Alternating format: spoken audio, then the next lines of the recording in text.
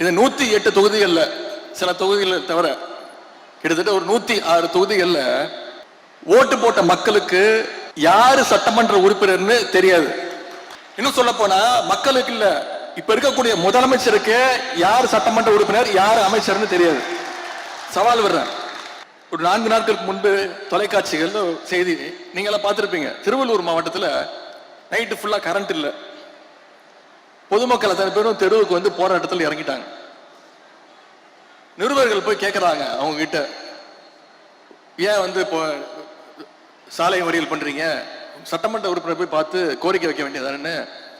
அப்ப அந்த மக்கள் எல்லாம் சொல்றாங்க, எங்களுக்கு சத்தியமா யாரும் எங்க சட்டமன்ற உறுப்பினரே தெரியாதுங்க, தெரிஞ்சாதானங்க போய் அவங்க வீட்டுல போய் நாங்க கேட்க முடியும் அப்படின்னு கேட்கறாங்க. இதுதான் இந்த சோஃபா மாடல் அரசனுடைய லட்சணம். ஓட்டு போட்ட மக்களுக்கு அவங்க எம்எல்ஏக்கள் யாருன்னு தெரியல, எம்எல்ஏக்களுக்கு அவங்க எந்த தொகுதியில் நின்று ஜெயிச்சோன்னு தெரியல. நேற்று ஒரு அமைச்சர் போய் நன்றி சொல்றாரு. அங்க இருக்கக்கூடிய மக்கள் சொல்றாங்க, இது உங்க தொகுதி கிடையாதுங்க, நாங்க உங்களுக்கு ஓட்டை போடலைங்க, நீங்க பக்கத்து தொகுதி அப்படின்னு. இப்படிப்பட்ட ஒரு கேடுகட்ட சோஃபா மாடல் ஆட்சி தான் இன்னைக்கு தமிழ்நாட்டில் நடந்துகிட்டு இருக்கு. இதெல்லாம் நான் சொல்லல, உண்மையாவே நடந்தது. தொலைக்காட்சிகளை நீங்க பார்த்திருப்பீங்க.